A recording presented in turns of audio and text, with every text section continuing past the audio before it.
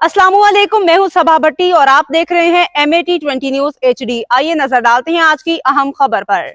मंडी Bahauddin member कौमी assembly Nasir Iqbal Bosal की ज़ेर सदारत ज़िला कौंसिल हॉल में मिनार्टी कार्ड की तकसीम की गई। Additional deputy commissioner general Waqar Akbar Cheema, deputy director social welfare Atif Ali Waraich समेत मुतल्लिका अफसरान और मिनॉरिटीज़ की शिरकत। Deputy director social welfare Atif Ali Waraich की तफसीली ब्रीफिंग। मेंबर कौमी असम्बली नासिर इकबाल बुसाल की ज़ेर सदारत ज़िला कौंसिल हॉल में मिनार्टी कार्ड तकसीम करने की तकरीब मुनाकिद की गई।